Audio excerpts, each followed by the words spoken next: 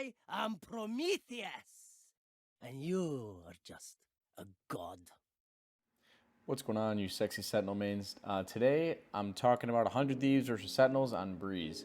I was watching this game because for my team, we're trying to come up with some strats and whatnot for Breeze, and I tend to look at a lot of pro games when it comes to coming up with the strats and whatnot because it saves us a lot of time and a lot of work about finding out what works on each map.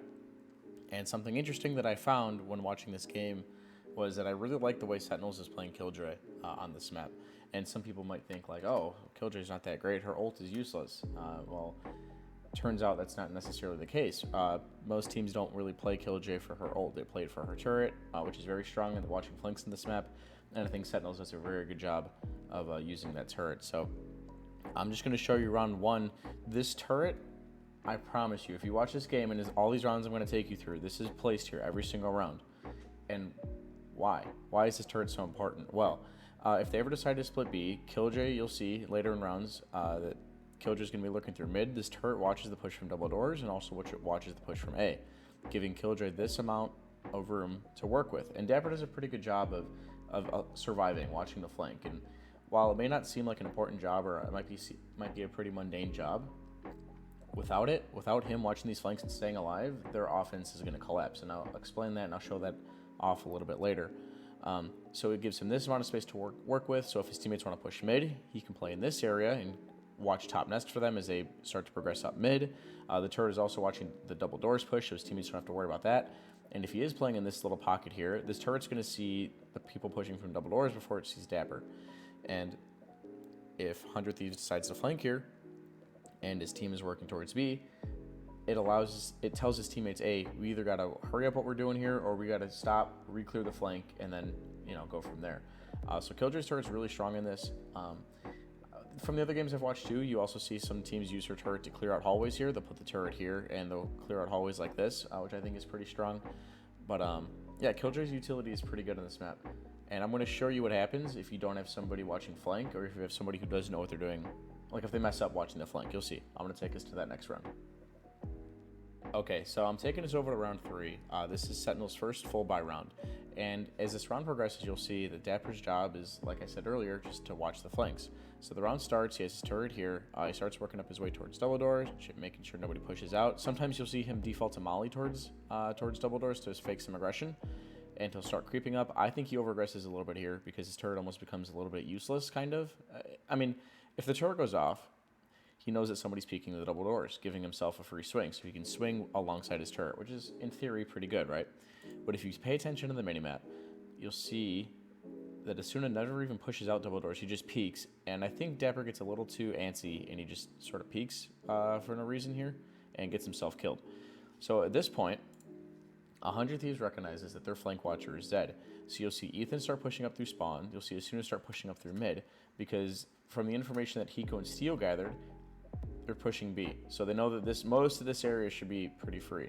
And 100 Thieves has no reason to lose this round. There's just no shot. So they're collapsing on him through mid. Asuna gets a pick. It's now a 5v3. This is almost an unlosable round. Tens bails him out. I'll just be honest. 100 Thieves puts up their Viper wall. This is their retake wall.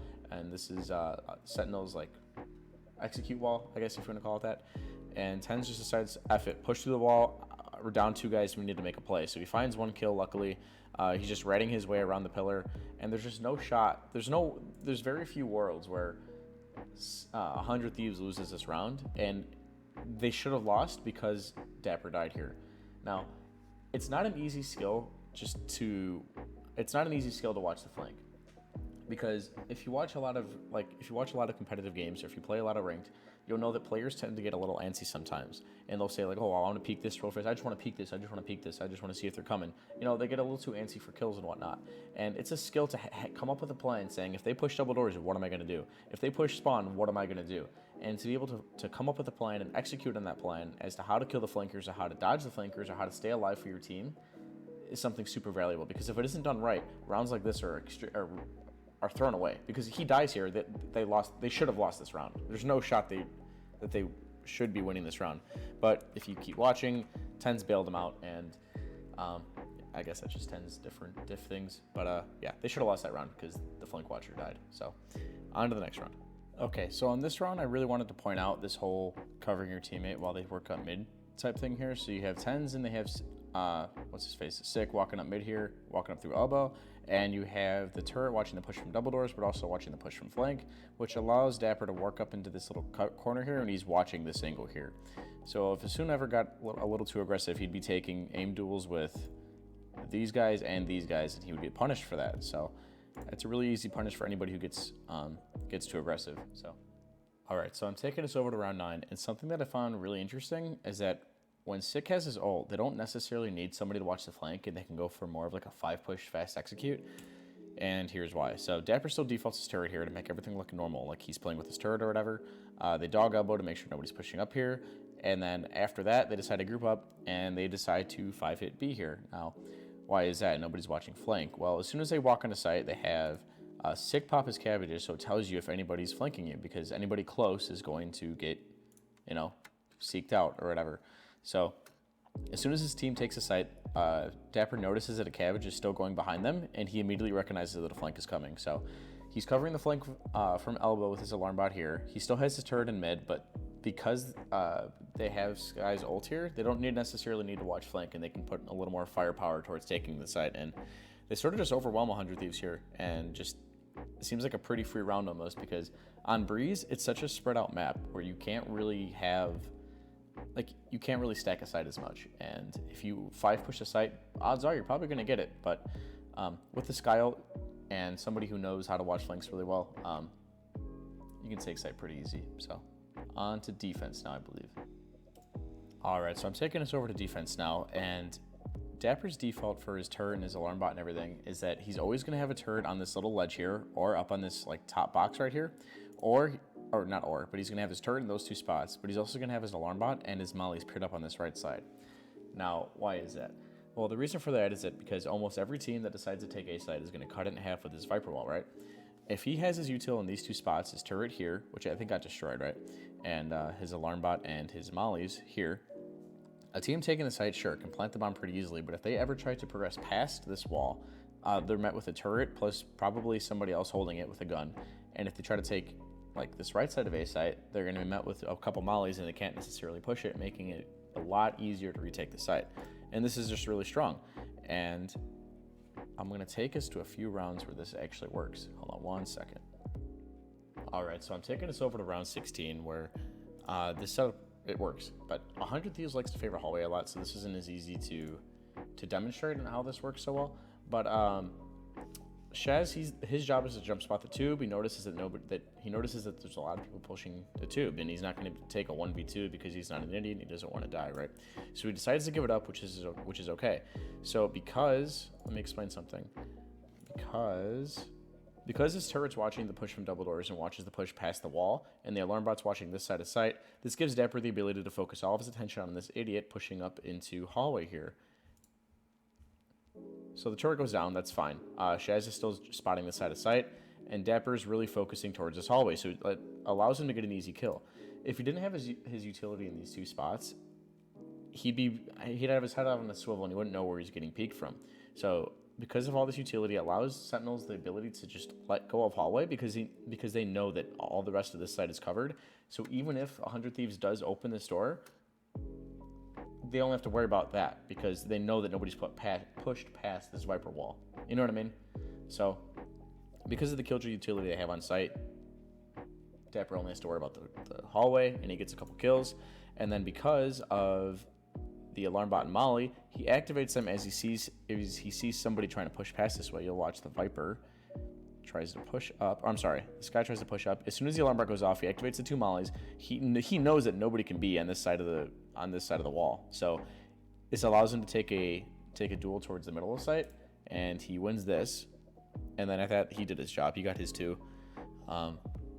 That basically won them the round. His teammates are here spotting site with him, and Nitro pushes through double doors. Dapper peeks him, trades his teammate off very well, and that's the round. And uses his ult to secure it. And you'll notice that if you watch this, that they don't really use Killjoy ult for much. Like, that's not what the whole point of the character is. And I think that's where a lot of people get confused as to where they say, oh, Killjoy's not that great in this map because their ult is useless.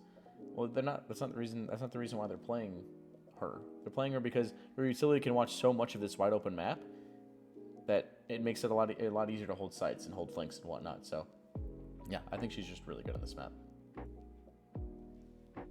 Alright, for my last clip, I want to take us over to round 19, where 100 Thieves decides to do a dedicated A hit. And see, the problem with Breeze is that, look at where Sentinel's teammates are at. You have Zombs all the way literally as far as he possibly could be from his team. Sky is literally almost the same distance. Everyone is just far away and doesn't have time to rotate over. And for a dedicated A hit, Killjoy's utility is again really good at holding down these pushes, buying his team enough time to rotate over. So as soon as they start pushing a lane here, he decides to pop his mollies and pop his alarm bot. This sort of narrows down the amount of angles that Teets has to look at, so he knows that it can only be in this general area, which is why he's able to land that headshot, which is really nice. This turret is still up, so you can peek with the turret. I think Teets gets a little too aggressive here. That's okay, can't play perfect. I think Dapper does the same here, but at this point, that's okay because his teammate is now all here to help fight the site together. Viper's now watching the hallway in case anybody pushed through here. Shaz is doing his thing up on the stairs. He's getting kills too because Killjoy's holding the site down really well. And Six here to help out his team as well. So Killjoy's utility bought enough time for his team to rotate over. And her utility is just so good. It's good for a lot of things. Something Sentinels didn't do in this video that I saw a couple other teams do, like Xset, is they'll use Killjoy's turret to clear out hallways. Like they'll put it at an angle so where they fight with the turret to try and take hallway together, which is really good. And then if you put up against this wall, it could watch the flank coming this way, but it also could fight anybody coming this way, so that's really good. If you end up taking hallway, you can put her alarm bot at the end of it to make it kind of a pain in the ass to retake. Yeah, her utility is just really good. I think she's really underrated, and I honestly think you're going to see a lot more pro players running her on this map. So I hope you guys learned a thing or two about Killjoy. I know I did watching this VOD here, so Killjoy mains out there, start picking her on this map.